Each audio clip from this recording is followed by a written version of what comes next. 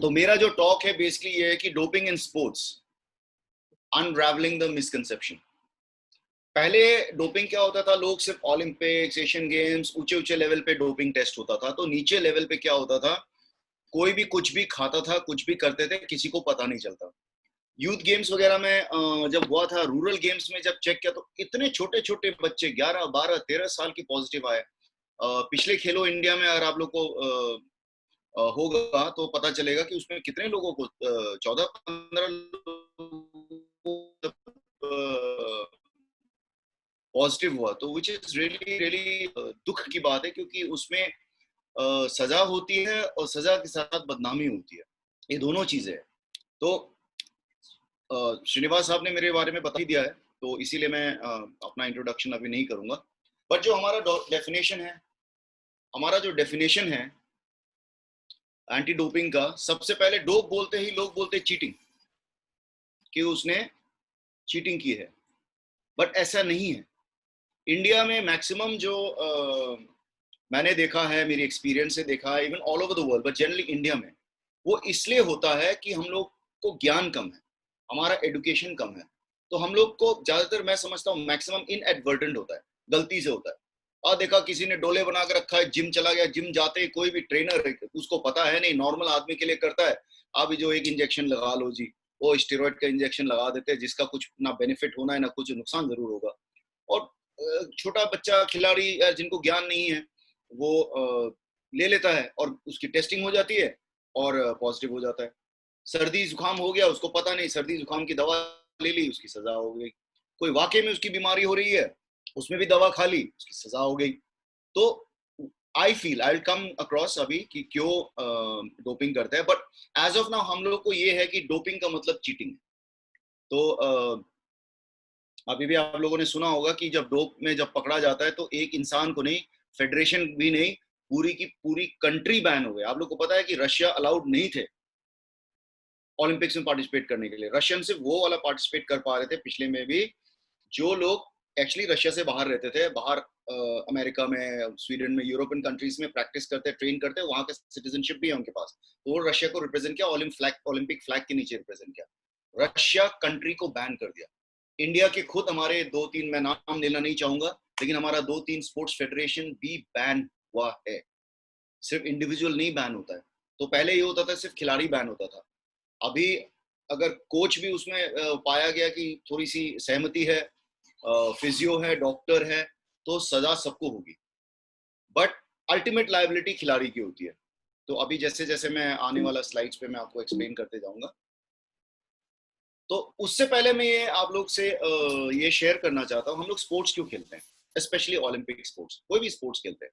सबसे पहले जब हम स्पोर्ट्स खेलते हैं तो उसकी प्रिंसिपल ये कि एथिक्स, फेयर प्ले, ऑनेस्टी, है ना, एथिक्स, ईमानदारी, फेयर खेले हम और ईमानदारी से खेले। हेल्थ, स्पोर्ट्स इसलिए खेलते हैं, आपने पता है कि हमारे जो प्रधानमंत्री जी और हमारे स्पोर्ट्स मिनिस्टर किरण रिजिजू ने कहा कि फिट इंडिया मूवमेंट, खेलो इंडिया मूवमेंट। जरूरी नहीं कि हर खिलाड़ी या हर बंदा जो एक्सरसाइज कर रहा है या बंदी एक्सरसाइज कर रहा है वो जाके ओलंपिक्स खेले या वर्ल्ड चैंपियन बने। वो उसको हेल्थ के लिए बहुत अच्छा है। कोविड को लेके आप देखिए, सबसे पहले बोलता है दो ही चीज है, अच्छा खाइए, अच्छा एक्सरसाइज कीजिए, आपका इम्यूनिटी अगेंस्ट कोविड है। उसके बाद आप देखिए परफॉर्मेंस में एक्सेल करना, जैसे पढ़ाई में आप बहुत एक्सेल करेंगे तो doctor, engineer, scientist, professor, lecturer, IAS, IPS, जितने भी और सारे चीजें, उसी तरीके से आपकी स्पोर्ट्स में भी दिया है कि एक्सीलेंस इन परफॉर्मेंस। जैसे जैसे आदमी खेलना सीखता है फिर थोड़ा बेहतर और बेहतर और बेहतर। ओलंपिक का मोटो भी आपको पता है कि जैसे हायर, फास्टर, स्ट्रॉन्गर, तो और ऊंचा और ऊंचाई पे जाना है, तो वो एक्सेलेंस करने के लिए। दूसरा, character and education, sports build the character. Sports से आप सीखते भी हो। एडुकेशन का, लिटरेसी और एडुकेशन में फर्क बता रहा हूँ मैं। लिटरेसी का मतलब ये है कि आपको पढ़ना लिखना आ गया, आपने क्लास 10, क्लास 12, एमएससी, बीएससी सब कर लिया।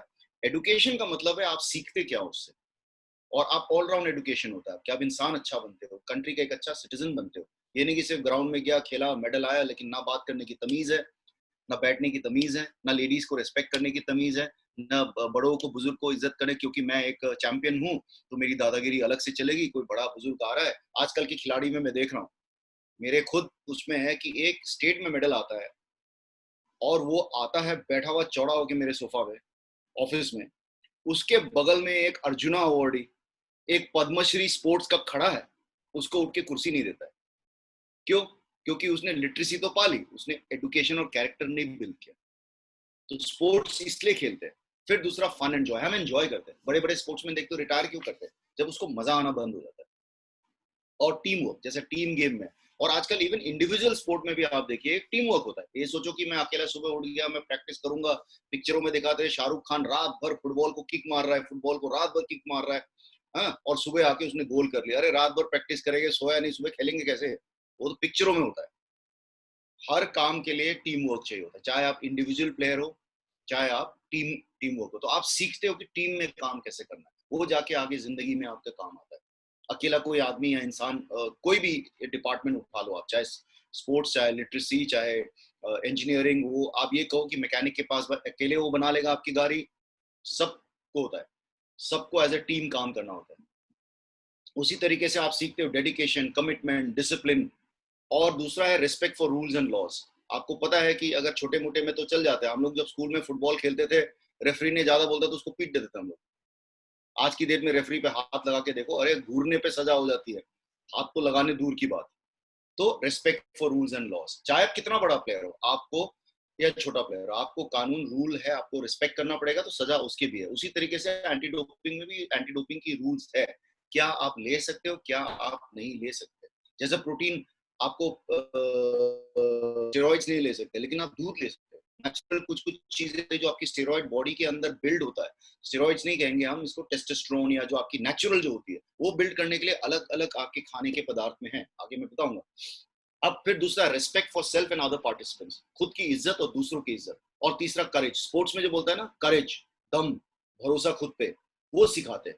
और कम्युनिटी एंड सॉलिडारिटी, तो ये कम्युनिटी सॉलिडारिटी, एकत्रित होना, एक साथ होना। आपने देखा जब इंडिया खेलता है, चाहे आप क्रिकेट नहीं खेलते होंगे शायद, लेकिन जब इंडिया पाकिस्तान का मैच होता है, इंडिया श्रीलंका, इंडिया ऑस्ट्रेलिया, हम एकजुट खड़े हो जाते हैं। मैं तो कहता हूँ जब गिल्ली डंडा भी खेलता है इंडिया ना, मैं जाके खड़े होकर सपोर्ट हो जाता हूँ, इसलिए आई एम अ फुटबॉलर।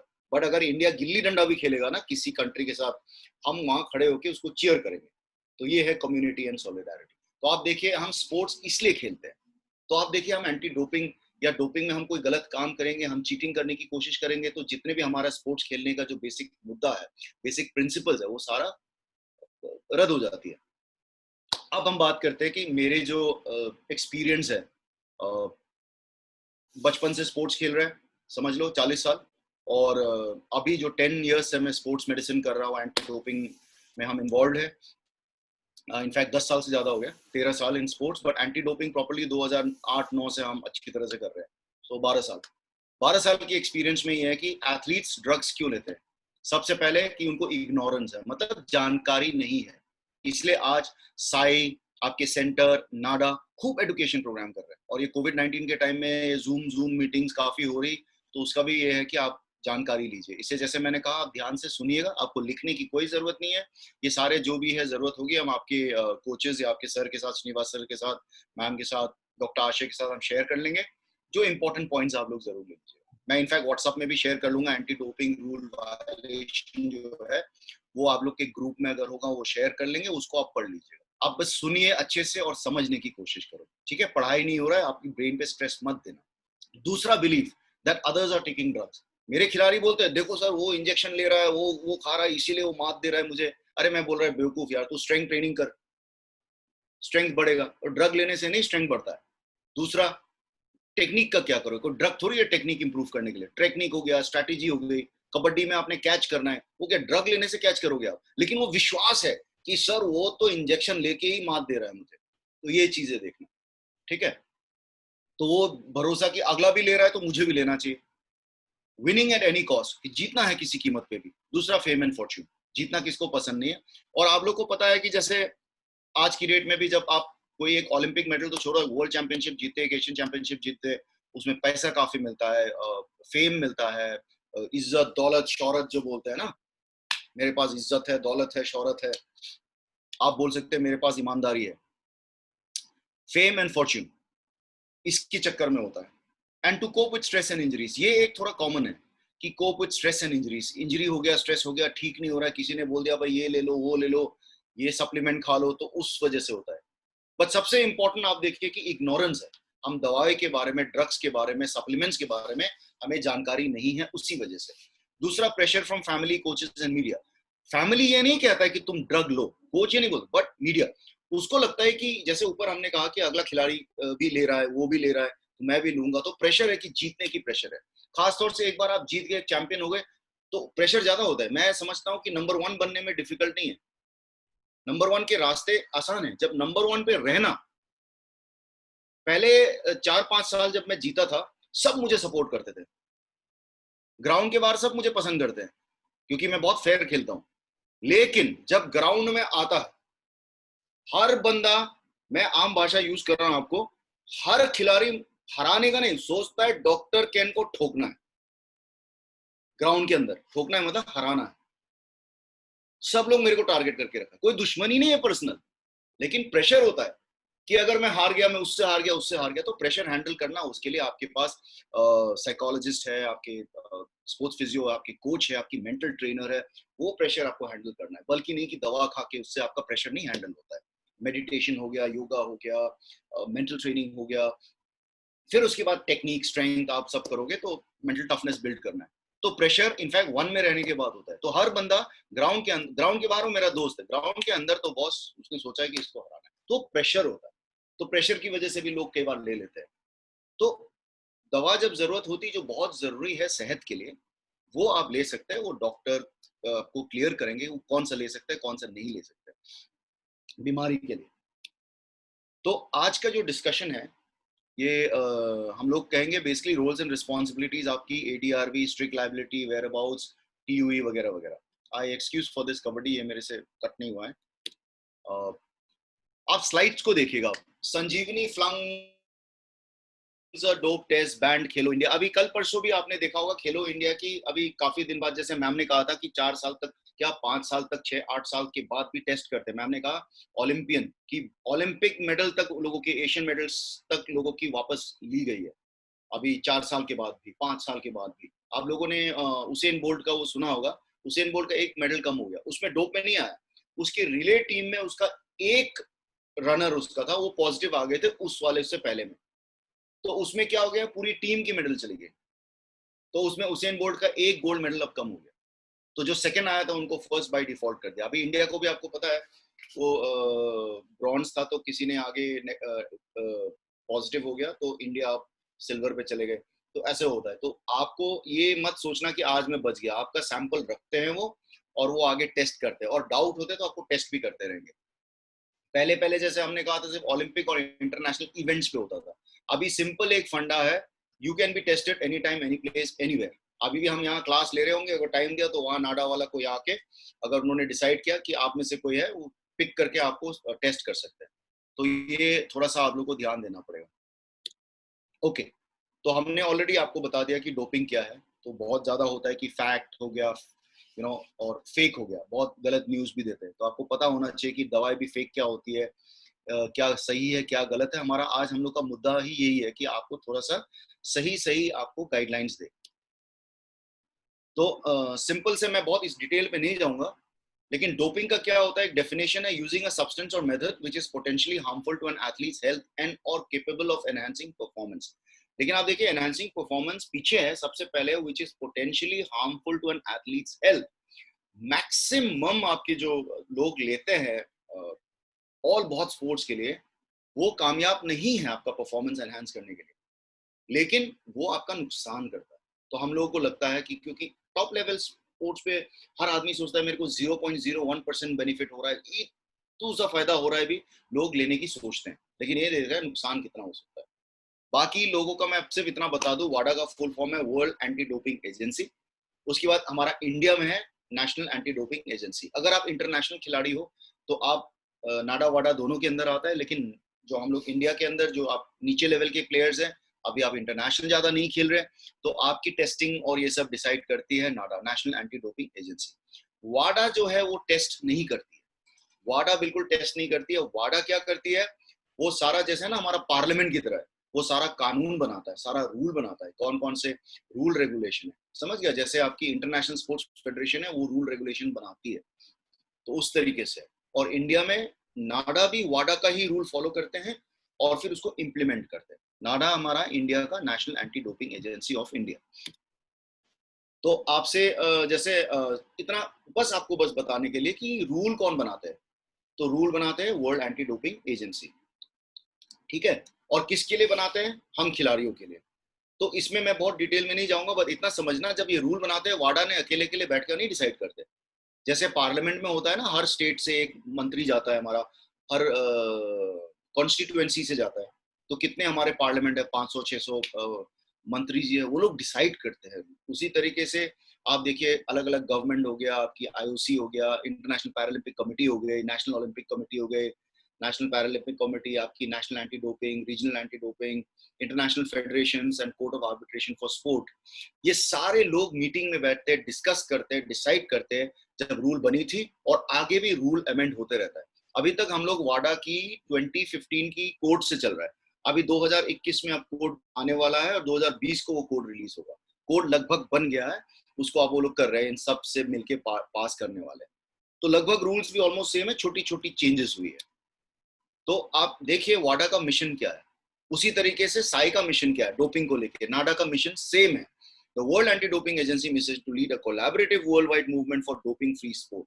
आप नहीं चाहेंगे कि कोई डोप नहीं कर रहा है, कोई गलत काम नहीं कर रहा है, सब बराबरी की अपना ट्रेनिंग करे, बराबरी की मेहनत करे, बराबरी के खाए, मतलब सब बराबरी में आके फिर आप लड़िए, तो योद्धा निकलेगा जीत के, है ना। तो चीटिंग ना करे। तो this is the purpose of वाडा। दूसरा हमने कहा कि मोस्ट ऑफ द ड्रग्स, 90% दवा, मैं 90 क्या मैं कहूंगा 95 to 97% दवा आपको कोई फायदा नहीं करता, वो नुकसान ही करता है खिलाड़ियों का, बहुत साइड इफेक्ट्स होते हैं, ठीक है।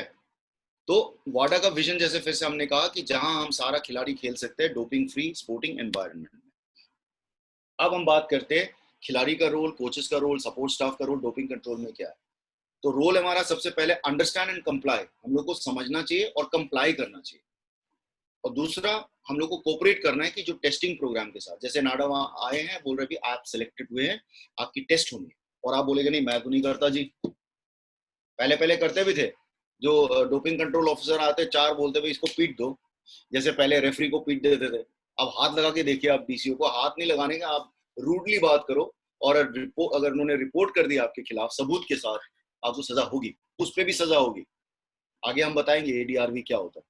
एंड दूसरा, आपकी जो इन्फ्लुएंस है, जैसे आप अच्छा खिलाड़ी हो, बड़े खिलाड़ी है, कोच है, वो आपने उनको गाइड करना है, देख साफ सुथरा रहना है, अच्छा खेलना है, डोपिंग फ्री होना है, और आप लोग को बिल्कुल एंटी डोपिंग एटीट्यूड होना है, यंग को गाइड करना है कि ट्रेनिंग सही करना है, सही तरीके, और उनको गाइड करना है कि ये गलत काम नहीं करना। ओके। बाकी ये है कि जो कोचेस एंड सपोर्ट स्टाफ का काम है कि आपको एथलीट अपडेट एडम्स का होता है, anti doping administration management system है, वेयर अबाउट्स फाइल करना होता है। आप में से कुछ जो बहुत बड़े बड़े खिलाड़ी जो थोड़ा सा इंटरनेशनल लेवल या नेशनल लेवल पे जीता है, तो अगर इंटरनेशनल प्लेयर है तो आपको इंटरनेशनल आपकी फेडरेशन से इंटरनेशनल टेस्टिंग पूल में आएंगे आप। और अगर आप नेशनल चैंपियन कम से कम हो, नेशनल चैंपियन हो या टॉप 4-5 कंट्री में हो, तो आप टेस्टिंग पूल में है। तो वो जो टेस्टिंग पूल में होते हैं, आपको कभी भी किसी वक्त आके वो टेस्ट कर सकते हो आप, तो ठीक है।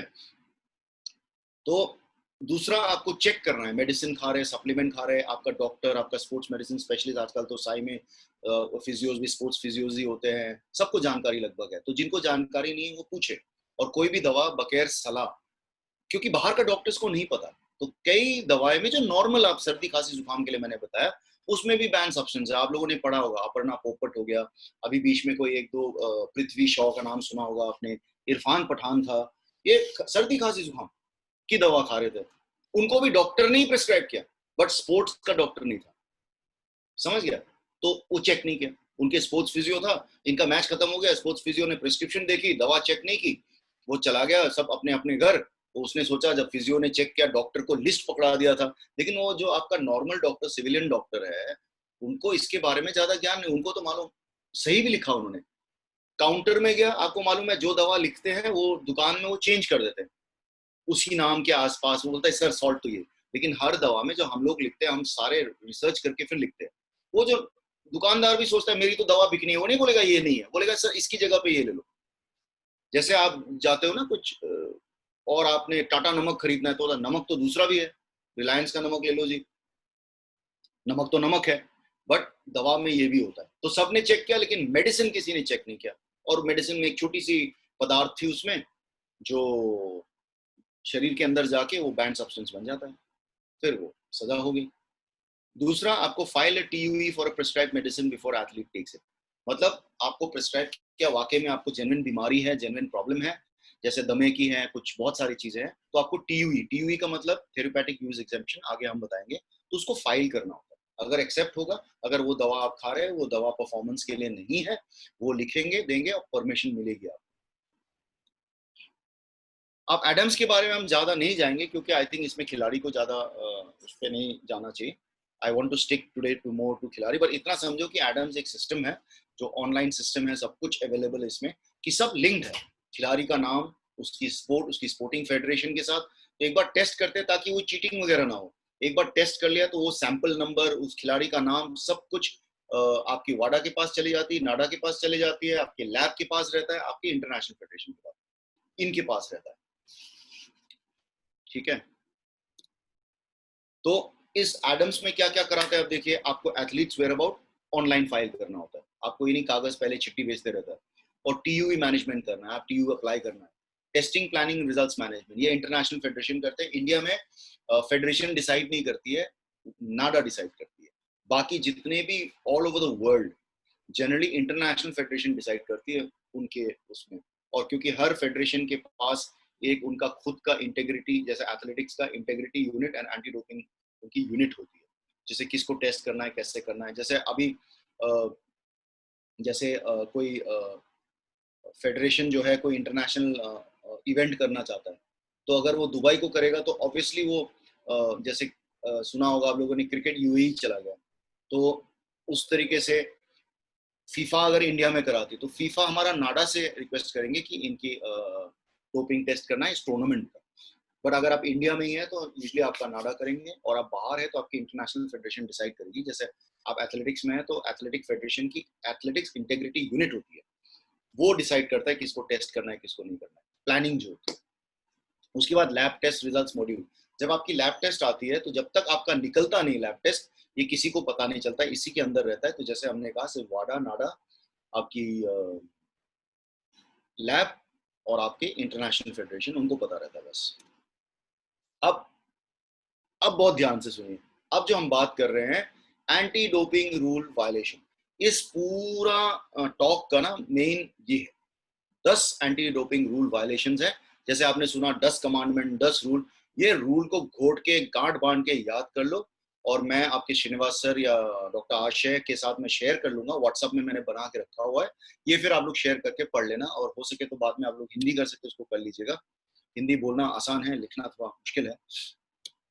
तो सबसे पहले आपका प्रेजेंस ऑफ, जब आपको एंटी डोपिंग रूल वायलेशन, मतलब आपने रूल तोड़ी है, तो आपकी एंटी डोपिंग रूल वायलेशन कब होता है। सबसे पहले तो जो पहले हमेशा से था, कोई भी सब्सटेंस, मेटाबोलाइट, मार्कर्स आपकी सैंपल में, एथलीट सैंपल क्या होता है, दो होता है मेनली, यूरिन और ब्लड। ब्लड कम लेते हैं एक्सेप्टिंग फॉर कुछ स्पोर्ट्स में, और आपकी एथलीट पासपोर्ट जो बनाती है उसके बारे में बाद में बताएंगे, बट जनरली यूरिन लेते हैं, क्योंकि हम लोग सोचते हैं कि एथलीट यूरिन देना आराम से, आपकी इन्वेजिव नहीं होता, आपके शरीर के अंदर में हम लोग सुई वगैरह बहुत बार बार डालना नहीं चाहते, क्योंकि वो इन्वेजिव प्रोसीजर होता है, इसलिए यूरिन और ब्लड, ब्लड कम होता है, बट ज्यादातर यूरिन ही लेते हैं। इतने अच्छे अच्छे मशीन डेवलप किया उन्होंने, जिससे यूरिन में ही टेस्ट हो जाता है। तो आपके शरीर में पाया गया है कुछ भी शरीर के अंदर आपकी यूरिन या ब्लड सैंपल से, तो आप सजा के हकदार है, you will be violating a rule.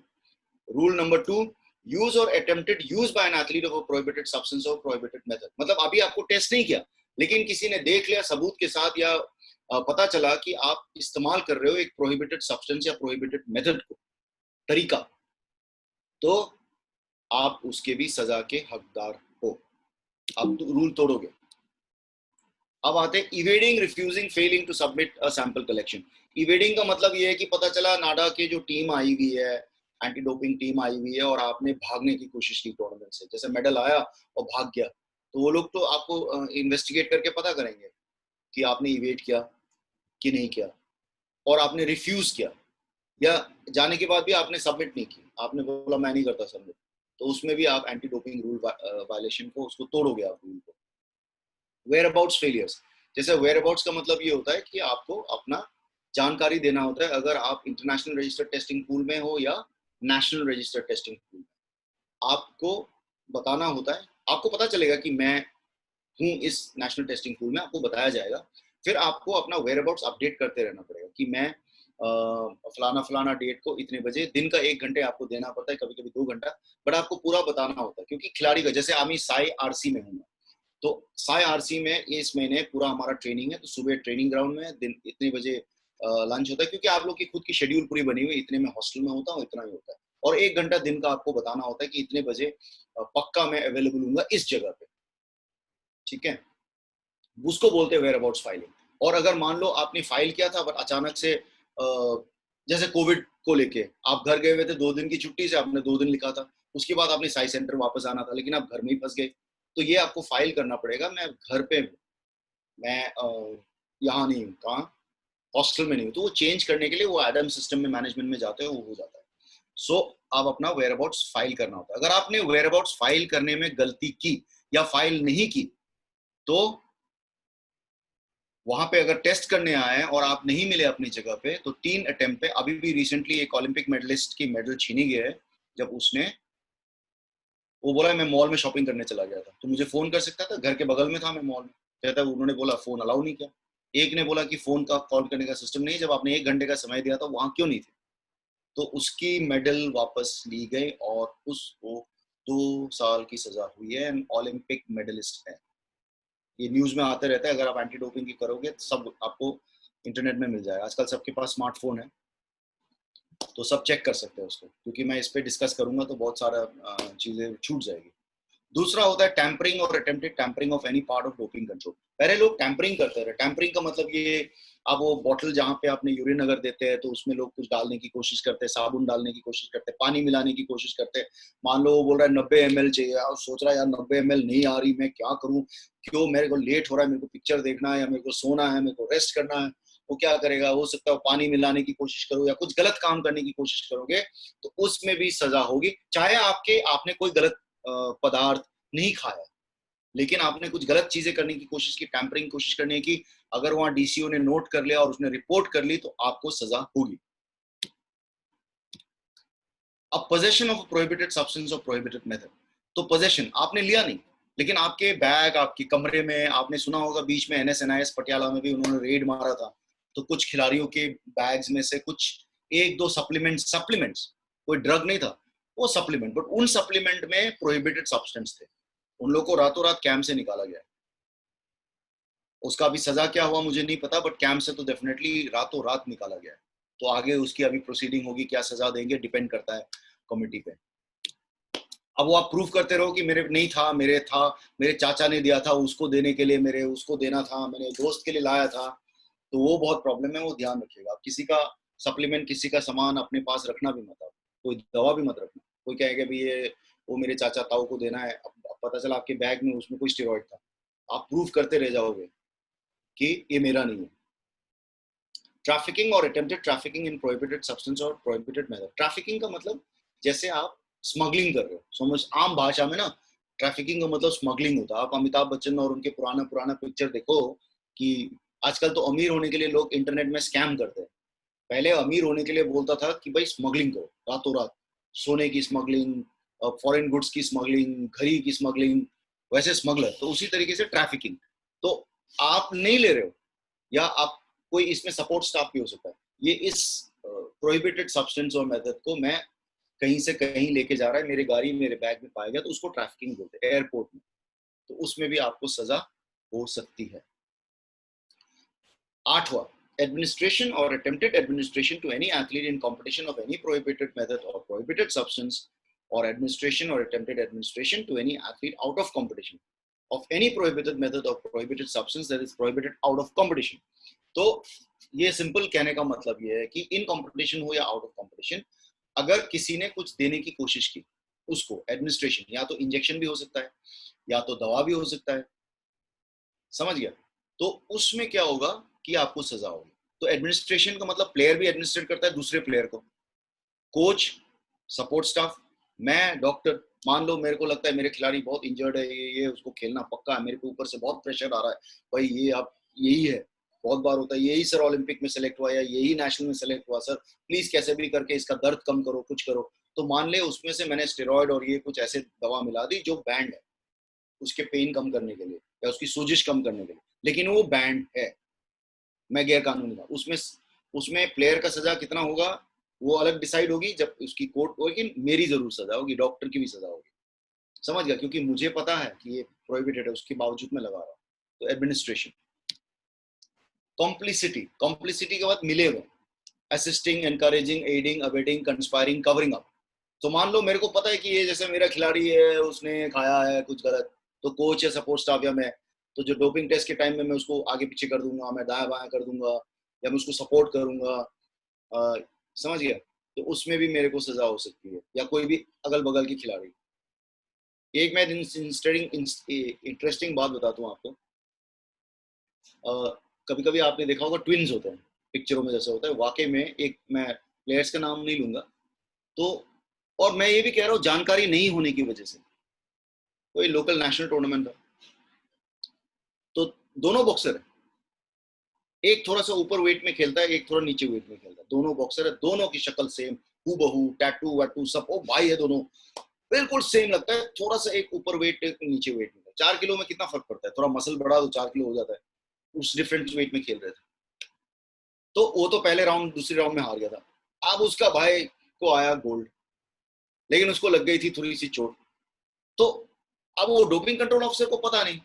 अब उस समय में आजकल क्या करते हैं हम लोग, जब ट्रैक करते हैं ना उसको, जब रिंग से निकलते तब से ट्रैक करते हैं, ये सब वजह इसलिए हुआ। उस समय क्या करते थे, पोडियम पे जो आया उसको, तो जो डोपिंग कंट्रोल ऑफिसर ने उसको पोडियम से उठाया, कि मतलब उसको नोटिफाई, जो उसको बोलते हैं पोडियम में उसको नोटिफाई किया, मेडल सेरेमनी सेम देखने में, और उसका भाई चला गया कि थोड़ी सी वो हो गया, मेडल जीत गया, चलो भाई तू मेडल पे खड़ा हो जाना मेरे लिए, फोटो तो सेम लगती है देखने में, कोई दिक्कत नहीं, ट्रैक सूट वैक सूट उसने अपना प्रॉपर पहन के फ्रेश होके खड़ा हो गया और मेडल ले ली, और ये उठा के ले गया इसको टेस्ट करने के लिए, ठीक है, क्योंकि वो आईडी वाईडी भी सेम, सब कुछ सेम, कैसे पता चलेगा, तो वो कॉम्प्लिसिटी हो गया।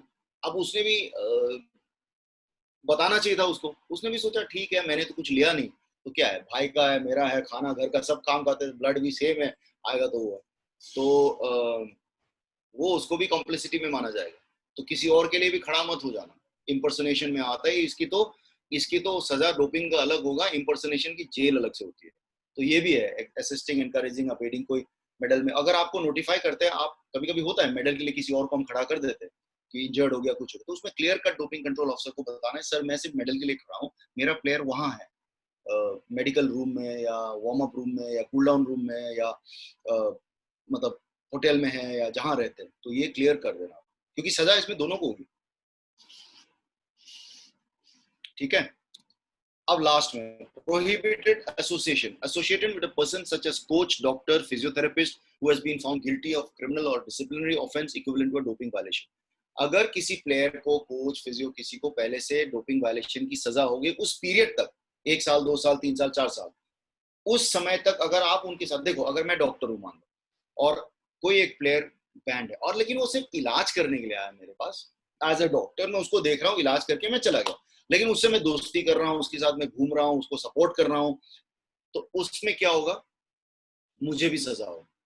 तो ये एंटी डोपिंग रूल वायलेशन, पहले ये होता था कि सिर्फ जो आप खा रहे हो पी रहे हो उसमें है।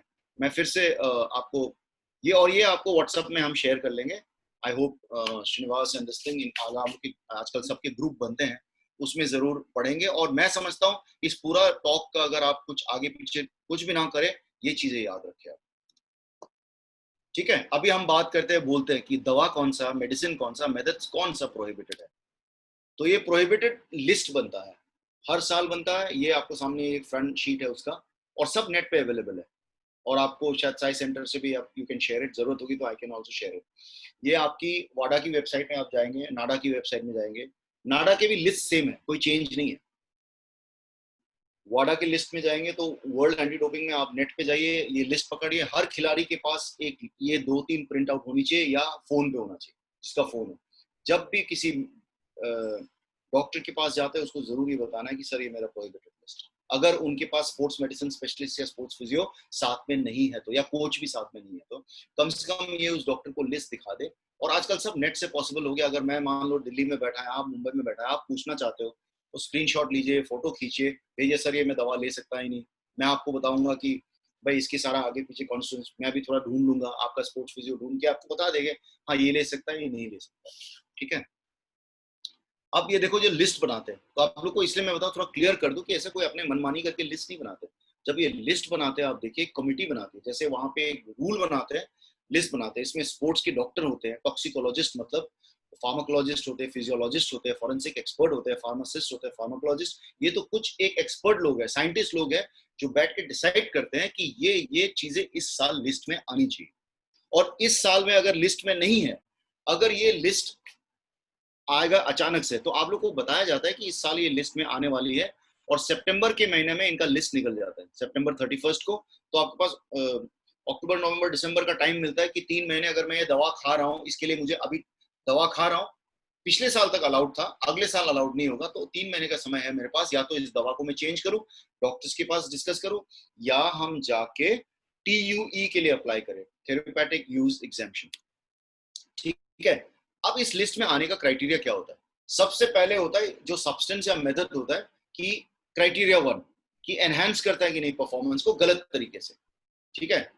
जैसे चावल हो गया, रोटी हो गया, चिकन मटन अंडा, वो लोग भी करते हैं, वो प्रोटीन है, वो शरीर में वो जरूरी है, वो आम आदमी को भी चाहिए, स्पोर्ट्समैन को भी चाहिए, उसको थोड़ा ज्यादा चाहिए, तो वो बैन नहीं होगा। लेकिन आप गलत वे से कोई चीजें ले रहे हैं तो वो डिसाइड होगा कि उस लिस्ट में आएगी कि नहीं आएगी। अब दूसरा क्राइटेरिया 2 यूज ऑफ सब्सटेंस और मेथड रिप्रेजेंट्स एन एक्चुअल और potential health risk to the athlete. मतलब ये चीजें से आपको पक्का नुकसान कर सकता है कि नहीं कर सकता है, ये नुकसान करेगी खिलाड़ी को, तो ये क्राइटेरिया 2 में आएगा। और क्राइटेरिया 3 यूज ऑफ सब्सटेंस और method that violets the spirit of sport, जैसे हमने इंट्रोडक्शन ऑफ द कोड में दिया था, स्पोर्ट की स्पिरिट को वायलेट करता है उस चीज को, हालांकि वो परफॉर्मेंस के लिए नहीं करेंगे, तो वो क्राइटेरिया होता है। तो कहता है कम से कम 2 क्राइटेरिया तो होना चाहिए उस प्रोहिबिटेड लिस्ट में कोई भी दवा पदार्थ मेथड को घुसने के लिए। तो ये लिस्ट जनरली सेम रहता है। तो इतना लिस्ट अब हम डॉक्टर्स को भी याद नहीं रहता है, आपको सिर्फ लिस्ट आपके पास होना चाहिए, और जो भी आपका डॉक्टर्स पता चलना चाहिए कि क्या क्या हम ले सकते हैं क्या नहीं ले सकते। अब जैसे एक जैसे मैंने कहा ना 2020 की मॉनिटरिंग प्रोग्राम है, तो इसमें इन दवाई को मॉनिटर करेंगे, फिर डिसाइड करेंगे कि इसको हम बैन करेंगे नहीं करेंगे, अलाउ करेंगे नहीं करेंगे। जैसे इसमें आप देखिए कैफीन, कैफीन कॉफी में भी चाय में भी होता है, तो बीच में ये हुआ था कि कैफीन बंद था कुछ समय के लिए कुछ प्रोडक्ट, तो लोग चाय कॉफी पीना बंद कर दिया था। जिंटीन ज्यादा सिगरेट में होता है, और भी चीजों पे होती है, तो कई चीजों आपकी सप्लीमेंट्स में होता है। तो वे डिटेल पे नहीं जाऊंगा ऑब्वियसली, क्योंकि बस आपको सिर्फ पता करने के लिए कि मॉनिटरिंग होती है दवाई की, फिर मॉनिटर होने के बाद फिर आपको बताया जाता है कि आप ले सकते हैं नहीं ले सकते। अब मैं सिंपल से बता दूं, ये इसमें कोडीन कफ सिरप में होता है, हाइड्रोकोडोन ये भी होता है, ट्रेमेडोल दर्द के लिए देते थे, मैं चौड़ा होकर लिखता था कि हमारा सरकारी सप्लाई आता है ट्रेमेडोल, लेकिन अभी उन्होंने मॉनिटरिंग सिस्टम में कर दिया, तो मॉनिटरिंग सिस्टम में कर दिया तो मैंने तो ट्रेमेडोल लिखना बंद ही कर दिया स्पोर्ट्स पर्सन के लिए, और मेरा स्पोर्ट्स मेडिसिन सेंटर में मैंने उसकी रखना भी बंद कर दिया कि गलती से मेरे पीछे फिजियो या मेरा स्पोर्ट्स फर्स्ट एडर या जो फार्मासिस्ट है वो गलती से ना दे दे खिलाड़ी को कि दर्द के लिए, क्योंकि ये मॉनिटरिंग में हो सकता है अगले बार ये बैन हो जाए। तो ट्रामाडोल अभी तक हम ले रहे थे, आपको पता है कुछ लोग को दर्द होता है डॉक्टर ट्रामाडोल लिखते हैं, ट्रामाजैक लिखते हैं, तो ट्रामाडोल अभी बैन है। ठीक है। तो उसी तरीके से ग्लूकोकॉर्टिकोइड्स हम ले सकते हैं नहीं ले सकते, बहुत सारी चीजें नॉर्मल बीमारियों में नॉर्मल तकलीफ में लोग लेते हैं, तो ये भी आपको बस बताने के लिए। तो कोई भी दवा लेने के लिए हर बार लगातार हमेशा वेरीफाई कीजिए, ये आपकी जिम्मेदारी है। बाकी वेयरअबाउट्स के लिए मैंने ऑलरेडी बता दिया है, तो जैसे वेयरअबाउट्स में देखिए आपको home address, training information, competition schedule, आपकी कहाँ स्कूल जा रहे हैं, कॉलेज जा रहे हैं, आप अगर उसमें है या कैंप में है, तो आपको ये जो एक 60 मिनट बोलते हैं उसको, लेकिन 1 आवर का टाइम होता है जो आपको अवेलेबल होता है टेस्टिंग के लिए, वो पक्का आपको बताना होता है, और आपको इन्फॉर्मेशन क्वार्टरली अपडेट करता है। बट अगर आप ट्रैवल कर रहे हो, आप मान लो आप ट्रैवल कर रहे थे और अचानक से मान लो अभी बीरूट में वो हो गया, तो आपकी फ्लाइट कैंसिल हो गई, सब कुछ हो गया, और आपको पता है कि आपने तो सोचा था पहले मैं फ्लाइट में आपने लिख दिया और आपने बोला कल तक मैंने दिल्ली पहुंचना था, परसों तक अपने गांव पहुंचना था, पता चला एक हफ्ते से वहां पता है और आपने अपडेट नहीं किया, ये लोग पहुंच गए आपको टेस्ट करने, चाहे सेंटर में और आप नहीं थे, आपको कोई नहीं बचा पाएगा। तो 3 मिस टेस्ट मतलब को सजा होगी। इसीलिए आजकल सब नेट पे अवेलेबल है, एडम सिस्टम पे है, नहीं आता है तो आप अपने डॉक्टर्स, अपने स्पोर्ट्स फिजियो से पूछेगा, वो आपको गाइड करेंगे, उसको अपडेट करेंगे। बहुत सिंपल है, जैसे कोई भी ऐप आप लोग करते हो ना, वो स्टेप बाय स्टेप गाइड करते हैं, आराम से कर लो, कोई प्रॉब्लम नहीं। सब athlete friendly, user friendly apps हैं, तो ये इस पे मैं नहीं जाऊंगा। थेरेपेटिक एग्जाम्पशन के बारे में थोड़ा सा आपको बताऊंगा कि जैसे हमने कहा कि ये स्पेशल परमिशन होता है, इंडिया में है तो आपको नाडा से लेना पड़ेगा। अगर आप नेशनल गेम्स में जा रहे हो तो नाडा से भी लेना पड़ेगा, और नेशनल गेम्स अगर एथलेटिक्स का जा रहा है तो एथलेटिक फेडरेशन को आपको लिखना पड़ेगा। और अगर आप कॉमनवेल्थ गेम्स में जा रहे हो तो कॉमनवेल्थ की anti doping and medical committee होती है, उनको लिखना पड़ेगा। नाडा ने क्लियरेंस दे दिया, इसका मतलब ये नहीं कि कॉमनवेल्थ गेम्स में ये चलेगा या वर्ल्ड चैंपियनशिप में चलेगा या जूनियर वर्ल्ड चैंपियनशिप में चलेगा। जूनियर वर्ल्ड चैंपियनशिप का जो होस्ट फेडरेशन है उनको आपको लिखना पड़ेगा, उनकी मेडिकल कमिटी को, और उनके जो गाइडलाइंस होती है उसमें देते हैं। आप अपना फेडरेशन के थ्रू करवाइए कि मैं ये दवा लेता हूँ और इसके अलावा कोई नहीं, तो आपको टीयूई मिला हुआ तो उनको टीयूई के लिए आपको अप्लाई करना पड़ेगा। हाँ, अगर आपको नाडा ने पहले से ही टीयूई दे रखा है तो उस टीयूई को साथ में लगा के, बस जरूरी नहीं कि नाडा ने दिया है तो वो इंटरनेशनल कमेटी आपको देंगे, ये गलती मत करना। कई बार इंटरनेशनल प्लेयर्स के साथ ये होता है, इनको लगा मेरा यूसाडा मतलब यूएस का एंटी डोपिंग या ऑस्ट्रेलिया का एसाडा या नाडा ने हमें टीयूई दे दी और चले गए वो वर्ल्ड चैंपियनशिप खेलने। वर्ल्ड चैंपियनशिप की एंटी डोपिंग कमेटी अलग है, कई बार उसमें वो करते हैं, तो वो कह रहा है बगैर आपको उनसे ही टीवी लेना पड़ेगा और कंपटीशन से 1 महीना पहले आपको अप्लाई करना पड़ता है। फिर वो लोग सारा केस स्टडी करके, हाँ ये है कि ज्यादातर देखा गया आपने नाडा के या अपना जो इंटरनेशनल जो आपकी जो नाडा, इंडिया में तो नाडा ही देती है, वो साथ में आप लगाते तो आपको एक्सेप्ट होने का चांसेस ज्यादा है। अदरवाइज आपको उस मेडिसिन को स्टॉप करके चेंज करना पड़ेगा। अगर आपको टीयूई नहीं है, चाहे नाडा ने परमिट की है आपको, और आप इंटरनेशनल कंपटीशन में चला गया और उस फेडरेशन या उस ऑर्गेनाइजिंग कमिटी की मेडिकल एंड डोपिंग कमिटी से आपको क्लियरेंस नहीं मिला, तो आपको सजा जरूर होगी, तो ये ध्यान रखना। तो जैसे इसमें है कि आप अगर बीडब्ल्यूएफ में पार्टिसिपेट कर रहे हैं और आप इंटरनेशनल एथलीट हैं, आपको टीयूई रिक्वेस्ट बीडब्ल्यूएफ को जाएगा। उसी तरीके से फीफा का कोई टूर्नामेंट है बाहर, इंडिया में नाडा करती है तो नाडा से ही आपको परमिशन लेना, तो इसलिए इंडिया में प्रॉब्लम नहीं है, बट बाहर की कंट्रीज में ये इश्यूज बहुत होती है, तो ये ध्यान रखिएगा जब स्पेशली आप इंटरनेशनल कंपटीशन के लिए जा रहे हैं, कोई इसमें कोई अगर टीयूई भी ले चुका है तो। अब जो आप देखिए कौन कौन से कॉमन मेडिसिन है, जैसे सिंपल बता दूं, ये एक थेरेपेटिक यूज, ये भी आपको इंटरनेट से मिल जाएगा, आप वाडा में जाओगे तो, कोई अगर और आगे पढ़ना चाहता है तो इसके बारे में। पर आप देखिए आपकी जो दवा डायबिटिक्स हाइपरटेंशन के लिए लेते हैं, आपकी आस्थमा के लिए लेते हैं, फ्लूट लेते हैं, आजकल तो आईवी फ्लूट भी लगाना अलाउड नहीं है 100 ml से, पहले लोग करते थे कि फ्लूट लगा दो जी, मल्टीविटामिन लगा दो, पहले अपना खून जमा करता था, स्पेशली लॉन्ग डिस्टेंस रनर वाला लोग अपना खून ही रखते थे। उसके बाद वो जब साइकिलिंग करते थे, लंबा लंबा रेस करते, अल्ट्रा मैराथन वगैरह, वो फिर रेस्ट पीरियड में या उससे कंपटीशन से पहले अपना अपना ही ब्लड वापस डालते कि उसमें उनको लगता है कि हेमोग्लोबिन ये वो। तो वाडा ने देखा इससे ज्यादा फायदा नहीं बट नुकसान होता है, इन्फेक्शन का चांस है, रिस्क है, तो वो उसको बैन कर रखा है, वो उसको मेथड में बोलते हैं। आपका ही खून है लेकिन वो अभी अलाउड नहीं है। तो उसी तरीके से 100 ml से ज्यादा फ्लूइड आपके शरीर में 12 घंटे के अंदर आईवी अनलेस एंड अनटिल आपकी टीयूई या आपकी लाइफ सेविंग चाहिए, वो अलाउड नहीं है। मोस्ट इंटरनेशनल कंपटीशन में आपने देखा तो नो इंजेक्शन पॉलिसी है, नो सिरिंज पॉलिसी। आपको पता है 2 खिलाड़ी हमारे रातों रात कॉमनवेल्थ गेम से रातों रात फ्लाइट में बिठा के भगा दिया गया था, क्योंकि उनके रूम में सिरिंज पाया गया। वो कह रहा है मेरा नहीं, आप साबित करते रहो कि मेरा नहीं। भाई आपके कमरे में सिरिंज कहां से आई? तो ये चीज भी ध्यान रखना, आपके सिरिंज वगैरह भी नहीं होना चाहिए। सिरिंज रखने का सिर्फ डॉक्टर को हक है, फिजियो को भी नहीं है, कोच को भी नहीं है, ओनली डॉक्टर। आपका सिरिंज वही अलाउड है, मान लो आप डायबिटिक हो, आप इंसुलिन ले रहे हो, तो वो सिरिंज अलाउड है, उसके पास सिर्फ टीयूई वगैरह वो परमिटेड है। तो ये चीज का ध्यान रखिएगा। फिर जैसे कई देखो hypertension, heart disease, insulin, diabetes, ये सारे दवा है डे टू डे बीमारियों के लिए चाहिए होता है। तो जब भी ये यूज करना होगा तो अपने डॉक्टर से कंसल्ट करें, अपने स्पोर्ट्स फिजियो से कंसल्ट करें और टीयूई के लिए अप्लाई कीजिए, ठीक है।